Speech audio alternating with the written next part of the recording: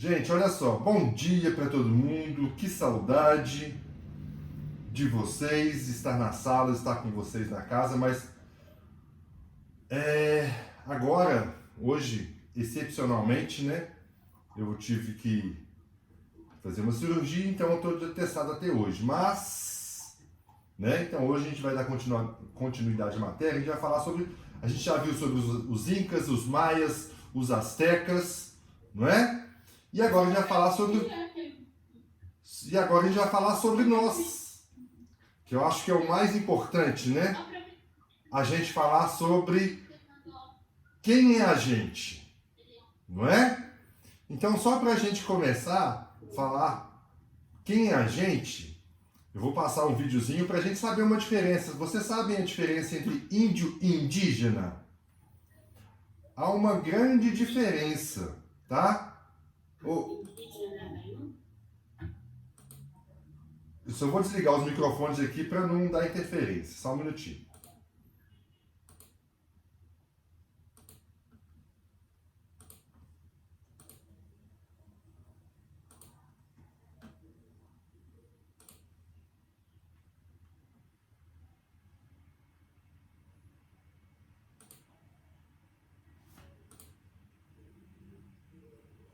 Correto a gente usar a expressão indígena em vez de índio? Por que, Cássia? Olha, Diego, exatamente. A gente sabe também que as pessoas usam muito a expressão índio quando quer dizer algo ruim, não uma coisa positiva. Isso está completamente errado. O correto é a gente falar sempre indígenas, porque são vários povos, várias tribos, e a gente tem sempre que aprender muito com eles. Uma expressão que é muito comum, eu tenho certeza que você já ouviu, e muita gente já falou também, é fazer um programa de índio. Quando a pessoa fala, nossa, que programa de índio, vou fazer um programa de índio hoje, dá o sentido de que é algo ruim, como se fazer algo que os indígenas fazem é algo ruim, não é nada positivo. Então a gente tem que prestar muita atenção aos termos que a gente usa e, claro, buscar sempre conhecer para poder aprender cada vez mais. A gente tem um vídeo também do professor Domingos Noves, ele explica também essa diferença entre índio e indígena, e é muito importante a gente conhecer um pouco mais da história. Vamos ver só. Nós não temos um índio no Brasil. Nós temos uma diversidade enorme de povos indígenas, de sociedades indígenas. E falar índio é, na verdade, uma abstração, porque nós temos os Pataxó, os Guarani, os Terena, os Pancararu, os Sateré-Maué. Nós temos mais de 200 povos indígenas no país. Então, quando a gente se refere assim, o dia do índio, nós estamos falando então de uma abstração que não existe, porque é um conceito vago. E aí estamos, na verdade, escondendo essa diversidade cultural, étnica, porque cada grupo indígena desse é uma cultura diferente, com uma língua diferente, e também índio remete a uma coisa, às vezes, do passado, às vezes carrega uma imagem preconceituosa ligada à coisa do atraso, né? Nós costumamos a falar preconceituosamente, isso é um programa de índio, quando na verdade esses povos têm muito a nos ensinar. E nós devíamos sim estudar melhor esses povos, suas culturas, suas línguas. Isso sim é que deveria ser valorizado. Exatamente, né? Como o professor disse, a gente precisa valorizar.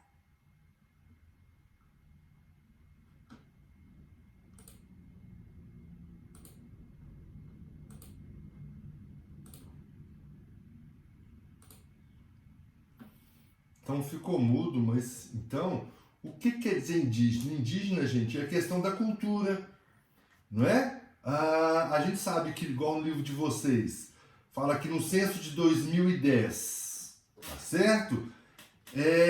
Existem 896,9 mil indígenas em todos os estados brasileiros. A gente tem mais de 300 etnias, nem são 200, igual o professor falou. Então são 300 povos indígenas, tá certo? Mais de 274 línguas faladas.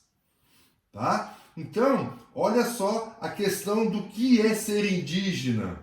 A gente sabe quando os portugueses invadiram, né, o país, o nosso Brasil, já existia pessoas aqui, né? Então, falar em índio brasileiro, no livro de vocês está até entre aspas aí que começa na página 20, é a gente falar, né, da língua, da alimentação, do local que habitam, das práticas religiosas, né, da cultura. Então, ser indígena, gente, é carregar essa cultura. Por quê? A gente sabe que a questão do índio, tá, é quando, tá, os portugueses chegaram lá na Índia, não foi isso? E acharam que estavam chegando nas Índias. Por isso que eles chamaram de índios, tá? Então, a gente tem que saber essa diferença entre o que é ser indígena e o que é ser índio. Tá certo? O pessoal da sala aí tá me escutando bem? Dá um ok aí. Isso! Ô, saudade de estar numa sala. Então, gente, quando a gente fala de índios no Brasil, qual que foi a primeira impressão que os portugueses chegaram quando estiveram aqui? Então, olha só, as primeiras impressões. Então, isso aí são palavras do Pero Vaz de Caminha, que foi, né, quem fez o relato da chegada dos portugueses. Ele falou, eram pardos, todos nus, sem nenhuma coisa que lhes cobrisse suas vergonhas, traziam nas mãos arcos e setas. Pero Vaz de Caminha. Então, essa foi a impressão que tiveram quando chegaram aqui no Brasil. Então, olha aí, tá? A diversidade dos povos aí no livro de vocês também tem, né? Então, Tupi-Guarani, Gê, Aruaque, outras famílias, né? Yanomami, Caraúba. Então, nós temos vários povos indígenas aqui no nosso Brasil. A gente sabe que algumas teorias elas foram feitas da origem desses indígenas, não é? Ô Paulo, por favor, na página 20, você lê esse último parágrafo aí para mim, por favor? Leio. Teoria sobre a origem dos indígenas brasileiros.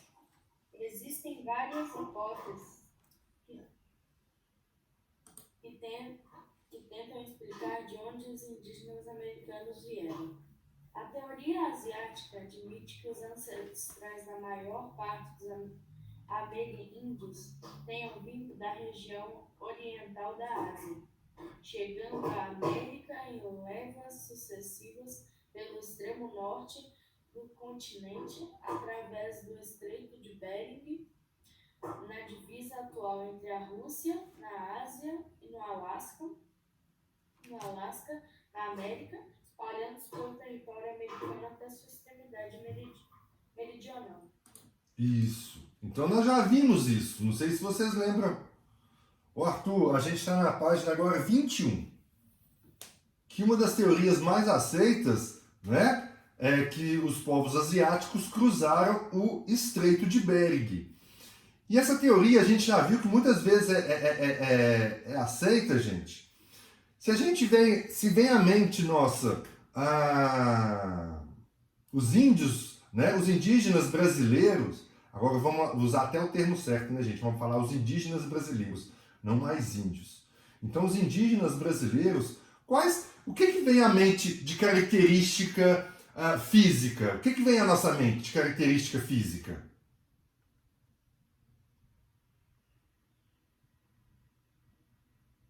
Quando a gente fala de indígena brasileiro. Característica física. Eu acho que eles têm os olhos mais puxadinhos. Isso, Adriele. O olho puxadinho. Mais o quê? Mais uma. O cabelo preto, bem lisinho. Isso. Então, olha só, são todas características de povos asiáticos. Né?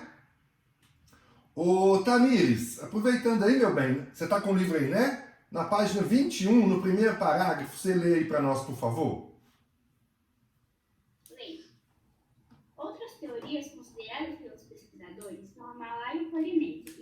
criança, segundo os quais os ancestrais do homem americano teriam cruzado em pequenas embarcações o Oceano Pacífico em direção à América do Sul.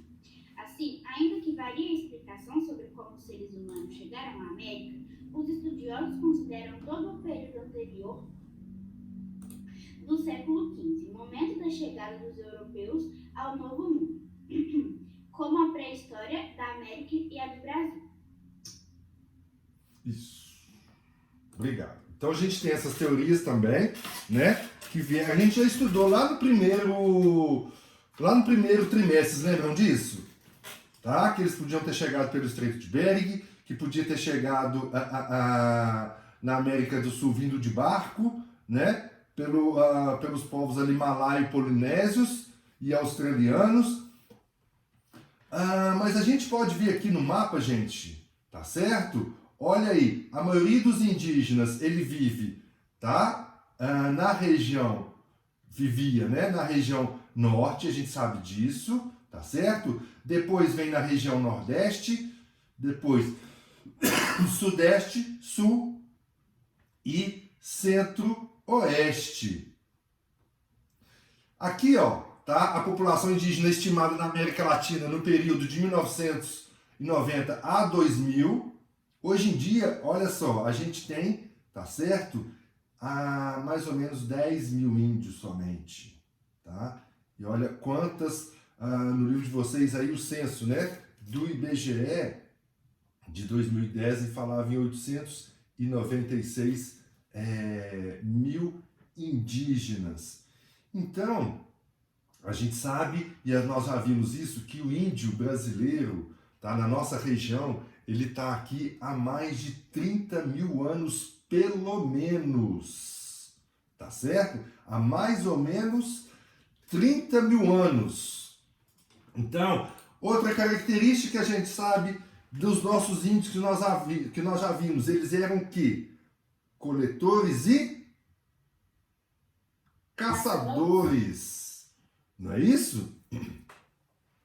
Então, o que é ser índio? Né? Igual a gente já viu, os habitantes das Américas foram chamados de índios pelos europeus que aqui chegaram, impressões de haverem chegado às Índias.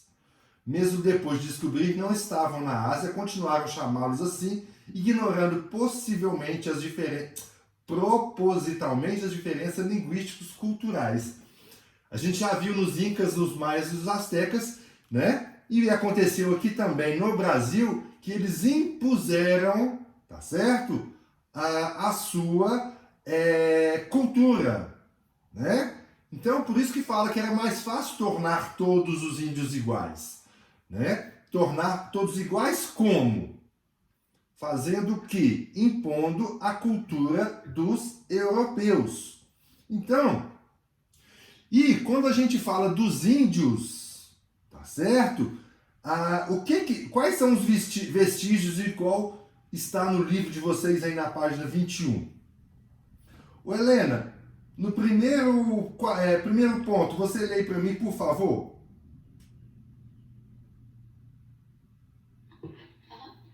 O que é ser índio? Os habitantes das Américas foram chamados de índios. Não. Ô Helena, desculpa, mas o primeiro pontinho que eu tô falando, né? Os vestígios que remontam a descoberta aqui dos índios aqui na região do Brasil. Está na página 21, primeiro pontinho. Desculpa que eu não expliquei. É do livro de vocês.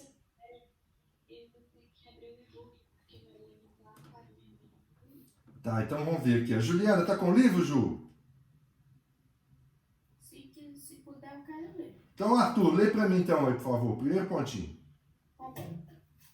Montes de conchas de altura variável ou sambaquis, situados nas proximidades do mar ou de um rio, chegando até 30 metros, sobre os quais havia esqueletos e objetos de pedras e de barro, de tipos variados, usados no preparo de alimentos. Isso. Então, isso aí são artefatos arqueológicos, né, que remontam os índios aqui no Brasil. Os sambaquis. Por quê? Isso aí é mais comum na região sul, tá, gente? O que se fala dessa questão dos sambaquis? Eles comiam muito a questão, né, dos frutos do mar, de conchas, então eles iam amontoando, tá? Então, tem sambaqui que pode chegar, igual eu falei, a mais de 30 metros de altura. Por quê? A gente sabe que os índios brasileiros aqui, eles... Professor, abre as conchas depois de comer? abrem-se as conchas, isso mesmo. Tá? Não, eu digo enterravam ela. Porque iam jogando aquelas conchas, Arthur, né? Que a gente está falando há mais de 30 mil anos atrás, ia se jogando as conchas e elas iam formando camadas. Entendeu? Eu fui lá e peguei. Ah, tá. Tá? A gente sabe que os índios aqui, eles não sabiam nem ler, nem escrever. Então, esses artefatos arqueológicos que ajudam a contar a história dos índios aqui no Brasil. Outra coisa que falo de vocês, o segundo pontinho. Potes de barro, cerâmica lisa e decorada enterrados, né? Então, a maioria desses potes, muitas vezes a gente sabe que servia o que a gente chama de potes mortuários, que foram encontrados com esqueleto, que as pessoas morriam e se colocava ali as pessoas para serem enterradas, né? Utensílios de pedra lascada e polidas, espalhados na superfície de terrenos ou enterrados. Então, pode ser machados, pilões, bolas, pontas de flecha, que eram feitos por mãos humanas. Então, os índios, pelo que a gente já estudou, dos incas, dos maias, dos astecas, o índio brasileiro, quando a gente fala, né, na questão política, na questão até social mesmo, eles eram mais atrasados, mais desenvolvidos ou menos desenvolvidos que os índios brasileiros? Os incas, os maias, os astecas? Pelo que a gente já viu. Eles eram mais desenvolvidos ou menos desenvolvidos?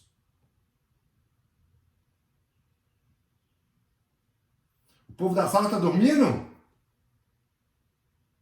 Tô vendo aí gente quase deitada na carteira.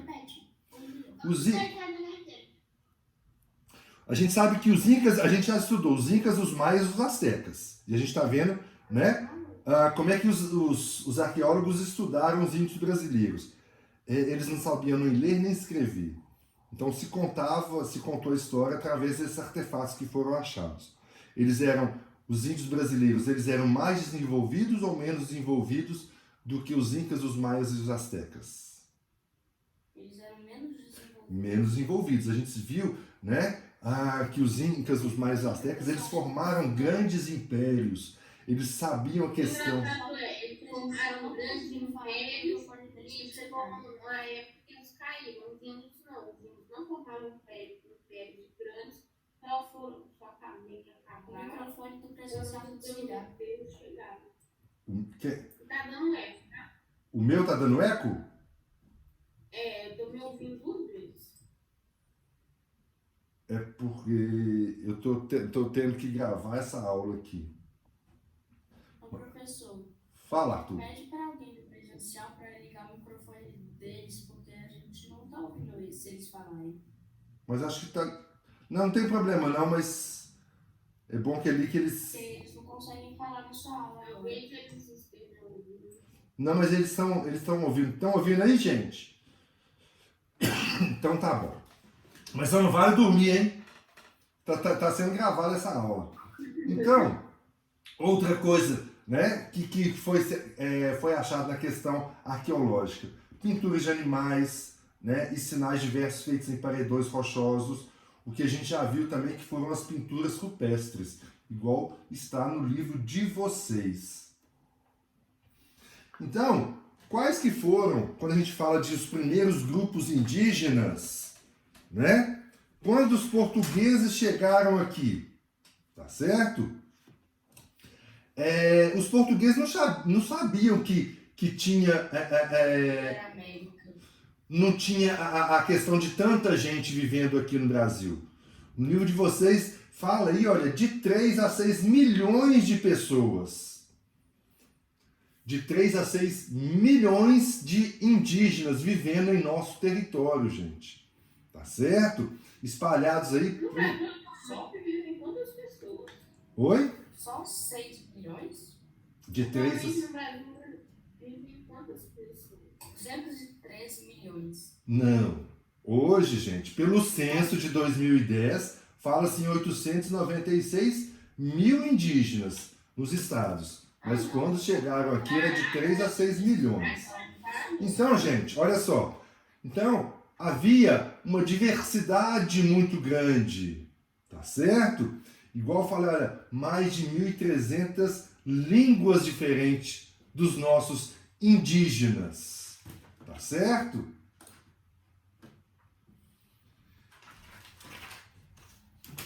Então,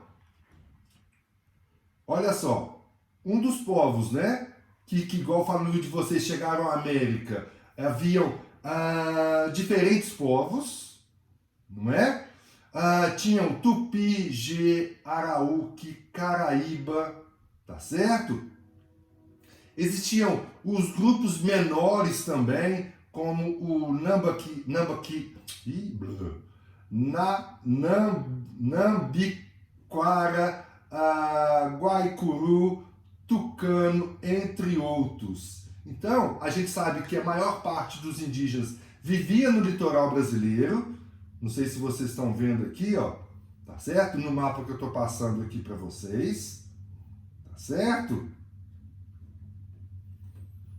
Aí, eu não estou vendo aqui quem está aparecendo aqui para mim. Ô, Adriele, você está com o livro aí, meu bem? Na página 22. Você lê o primeiro parágrafo aí para mim, por favor?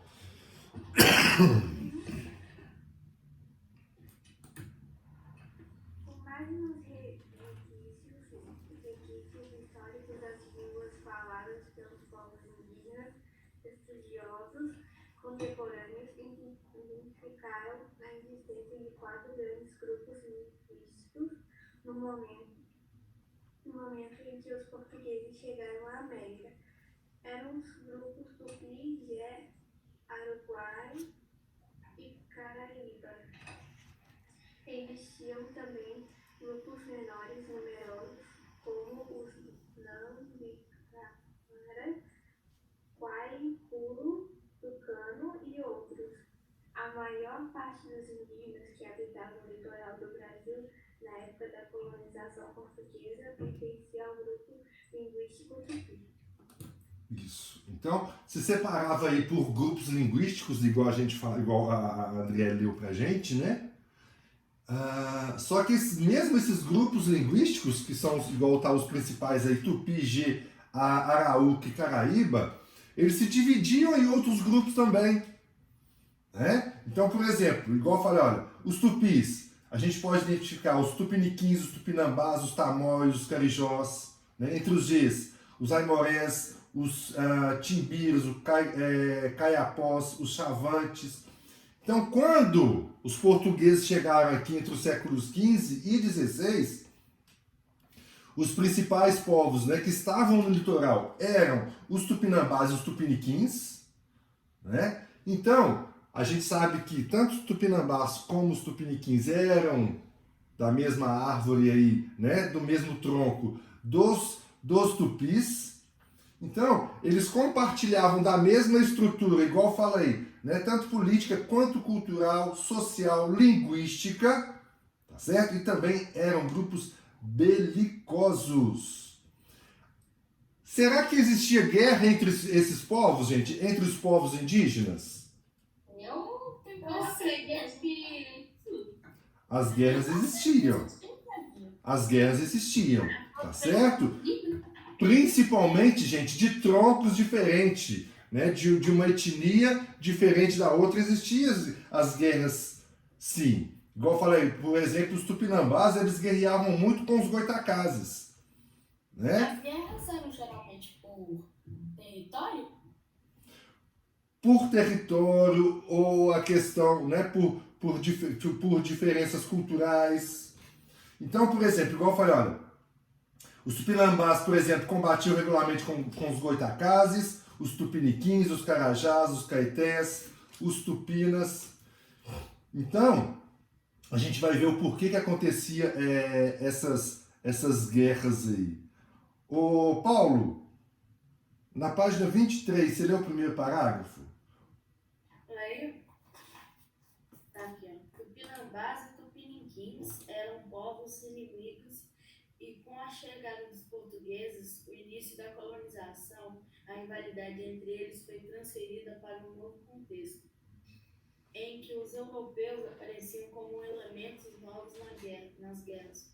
A partir desse momento, portanto, os tupinambás combateram os portugueses, novos aliados dos tupiniquins,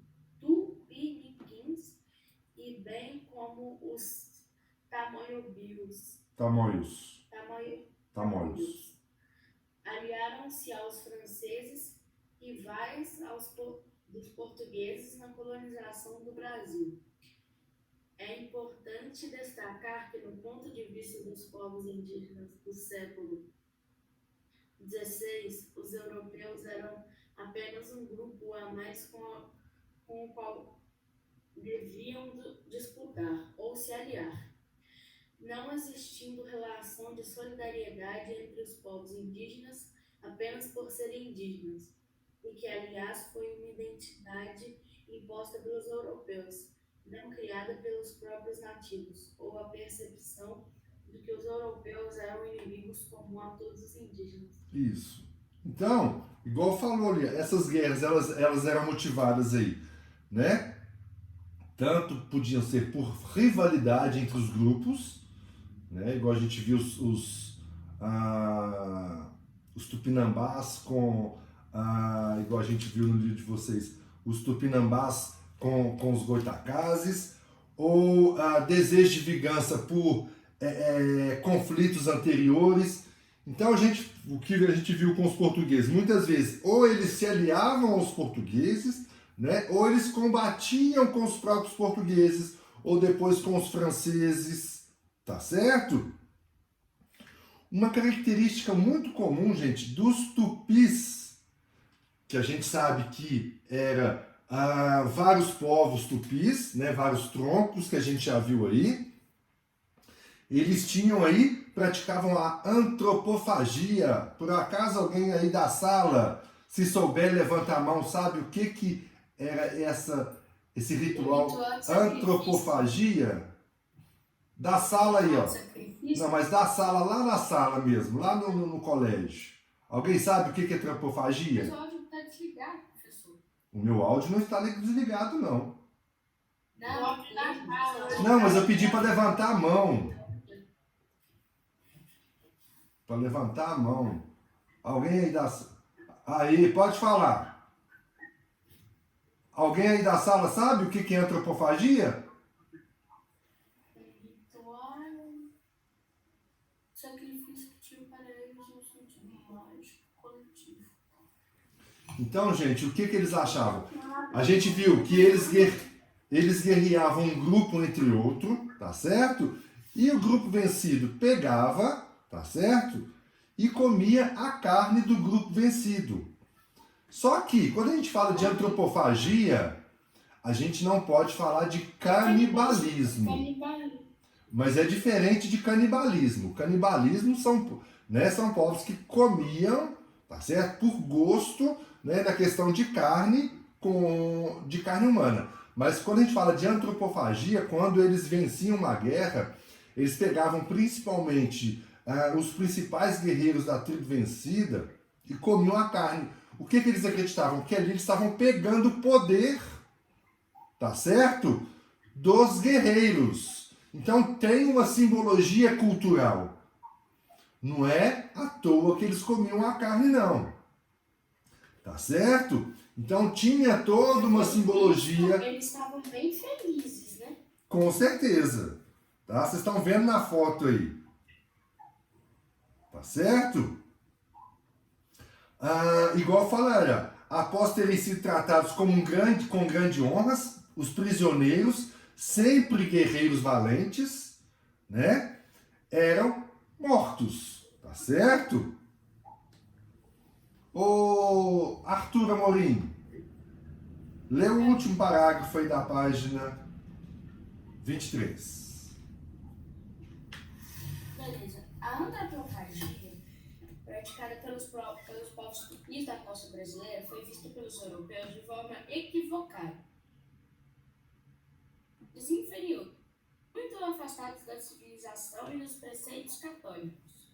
Essa visão dos europeus, que tinha dificuldade em compreender o aspecto ritual da prática, associando a bruxaria e a festins diabólicos, serviu de justificativa para que eles não apenas escravizassem, mas exterminassem inúmeros povos indígenas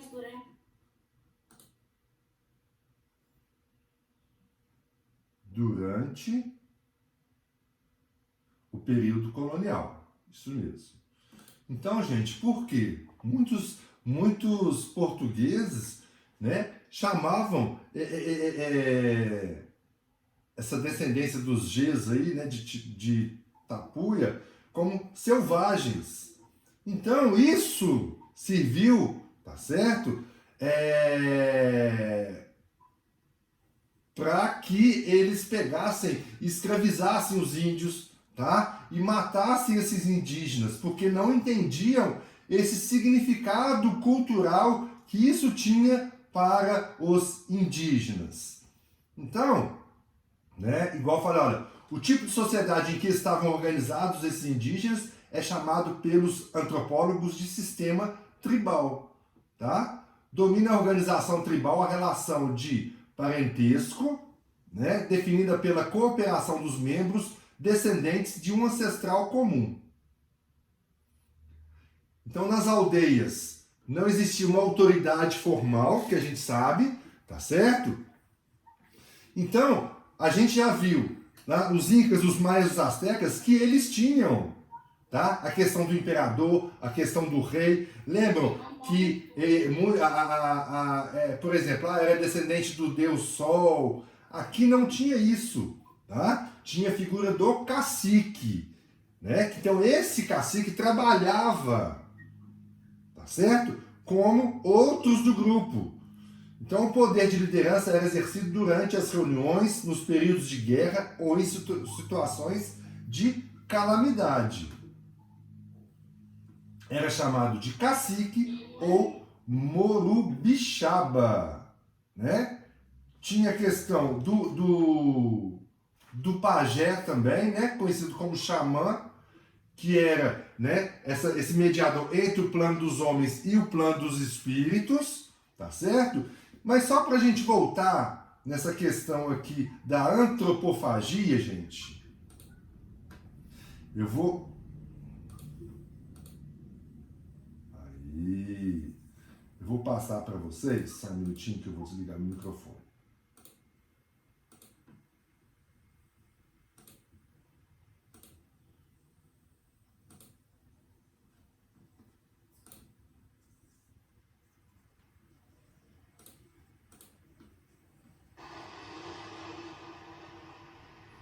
Por volta do século XVI, a época do descobrimento, inúmeras tribos ocupavam a região do que viria a ser o Brasil, e dentre elas estavam os Tupinambás. Essa tribo habitava duas regiões da costa brasileira. A primeira ia desde a margem direita do Rio São Francisco até o Recôncavo Baiano, e a segunda do Cabo de São Tomé, no Rio de Janeiro, até São Sebastião, em São Paulo. Sendo esse segundo grupo também conhecido como Tamoio, ao todo esse povo compunha-se de mais de 100 mil indivíduos, e era a nação indígena mais conhecida de toda a costa pelos navegadores europeus, principalmente por praticarem canibalismo.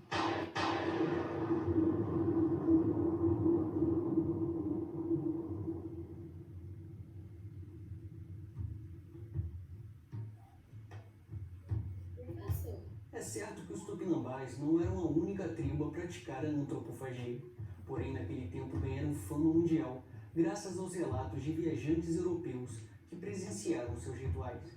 E um dos mais conhecidos veio do aventureiro alemão Hans Staden, que imortalizou sua experiência no livro Duas Viagens para o Brasil, publicado em 1577.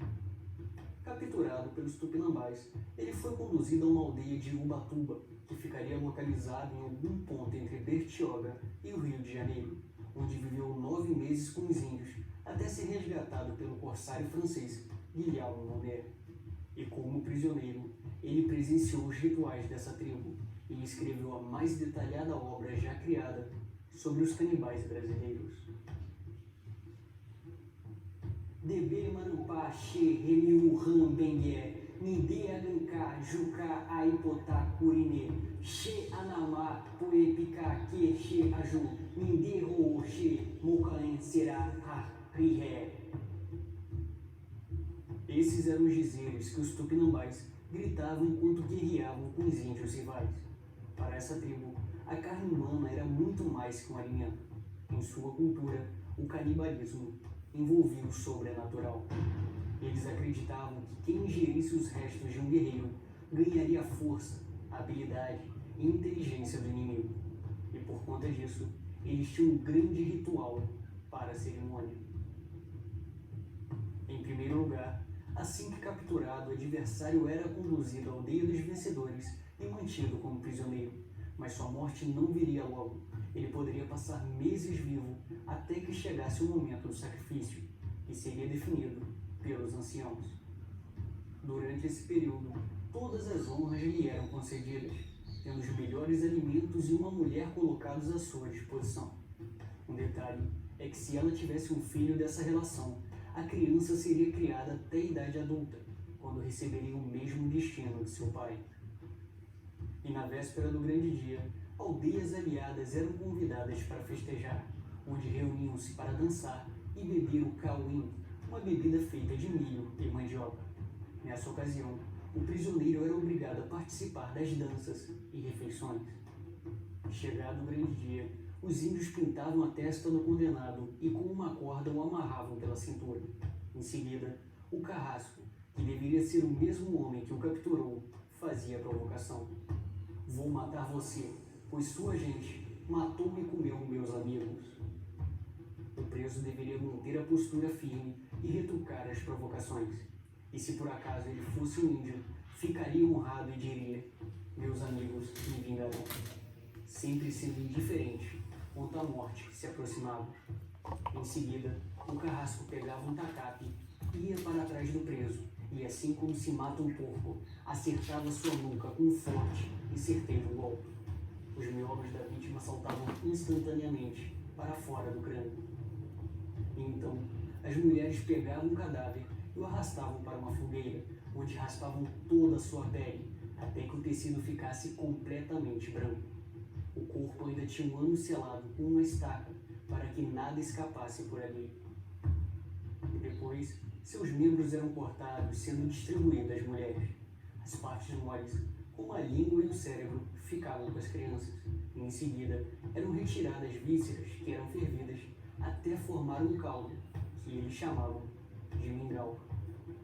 Por fim, o ritual era finalizado com o carrasco recebendo um novo nome e uma cicatriz feita pelo cacique com um dente de uma fera selvagem. E para recordar de seu feito, recebeu uma pulseira feita com os lábios do sacrificado. Não se sabe exatamente quantas tribos praticavam a antropofagia, mas essa cultura durou até o século XVII, quando foi fortemente combatida até ser definitivamente enterrada pelos padres da Companhia de Jesus, através da catequização dos nativos.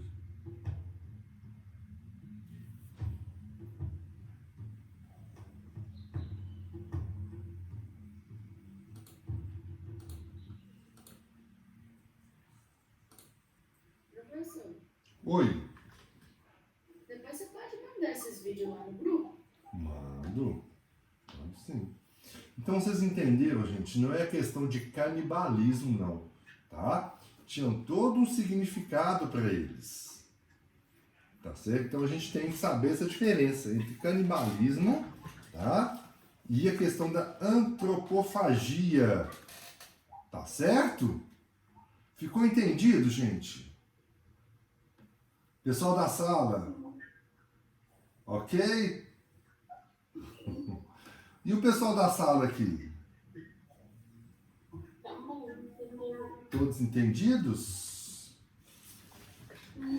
Alguém tem alguma dúvida? Alguém tem alguma colocação para fazer? Não. Não. Não? Deixa eu só achar meu lápis aqui. Peraí, tá meio perdido aqui, no meio aqui.